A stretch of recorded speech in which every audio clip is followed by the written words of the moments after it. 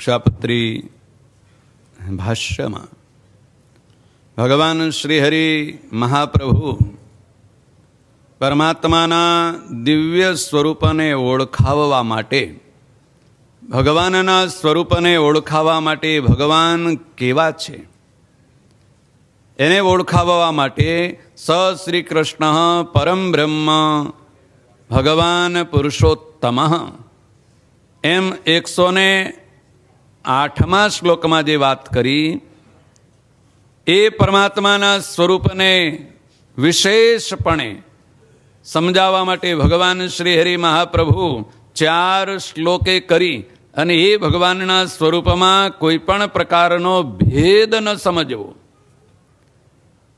એટલા માટે કહે છે સ રાધયા યુતો જ્ઞેયો રાધા કૃષ્ણ ઇતિ પ્રભુ રૂકમિણ્યા રમયો પેતો લક્ષ્મી નારાયણ સહિ જ્ઞેયો અર્જુનેન યુતો અસૌ નરનારાયણાભિદ બલભદ્રાદિ યોગેન તત્તત નામોચ્યતે સચ.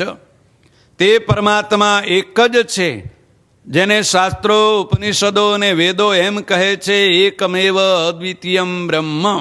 એ પરબ્રહ્મ પરમાત્મા ભગવાન પુરુષોત્તમ નારાયણ એક જ છે.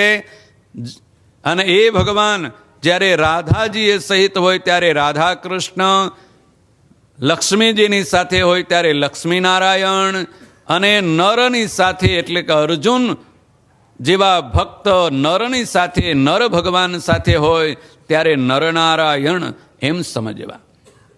શતાનંદ મુનિ તેનું વિશેષ વ્યાખ્યાન કરતા કહે છે કે મહાભારતમાં ભગવાન વેદવ્યાસજી એમ કહે છે અર્જુને તો નરાવેશ કૃષ્ણો નારાયણ સ્વયં. શ્રી કૃષ્ણ છે એ તો સાક્ષાત ભગવાન નારાયણ છે, અર્થાત નારાયણ છે એ જ શ્રી કૃષ્ણ છે. અને નરમાં અર્જુનમાં ભગવાન નરનો આવિર્ભાવ થયો છે. નર ભગવાને પ્રવેશ કર્યો છે પેલા અસુરનો વિનાશ કરવા માટે.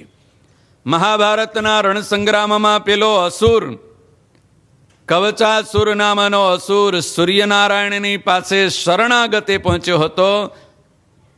એ રાજકુમારી કુંતા સૂર્યનારાયણે તેમને સોંપી દીધો અને રાજકુમારી કુંતાએ સમાજના ભયથી, લોકના ભયથી, કુમારિકાને વળી દીકરો હોય એમ સમજી અને નદીમાં વહેતો મૂકી દીધો. અને એ હસ્તિનાપુરના સાધારણ માણસના હાથમાં આવ્યો ને એ દુર્યોધનનો મિત્ર બન્યો. દુર્યોધનનો મિત્ર બની અને પાંડવોની સાથે જ્યારે યુદ્ધભૂમિમાં આવ્યો, એ યુદ્ધભૂમિમાં આ અસુરનો વિનાશ કરે એવું સામર્થ્ય કોઈનામાં નથી. એટલે સ્વયં ભગવાન નારાયણે નર ભગવાનનું સ્મરણ કરી અને અર્જુનમાં તેનો પ્રવેશ થયો. કેટલા કાર્ય માટે? એક અસુરનો વિનાશ કરવા માટે જ નર ભગવાન સ્વયં પરમાત્મા એકમેવ અદ્વિતીયમ એવા જે ભગવાન તેમણે 2 સ્વરૂપ ધારણ કરી અને જગતના જીવના હિત માટે બદ્રિકાશ્રમ ધામમાં તપ કરે છે. અને એ તપનું ફળ જે કોઈ ભગવાન નરનારાયણના દર્શન કરે, ભગવાન નરનારાયણનું સ્મરણ કરે, ભગવાન નરનારાયણનો આશ્રય કરે એને એ તપનું ફળ અર્પણ કરી દે છે. સ્વયં તો તપને જરૂર નથી અને જીવને તપની કેમ જરૂર છે? તો શાસ્ત્રનો અને વેદ અને ઉપનિષદોનો નિયમ છે.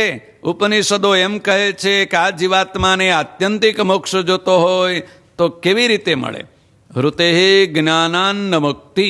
પરમાત્માના સ્વરૂપનું યથાર્થ જ્ઞાન થાય, જેવા છે એવા પરમાત્માના સ્વરૂપનું જ્ઞાન થાય નહીં ત્યાં સુધી મોક્ષ મળતો નથી.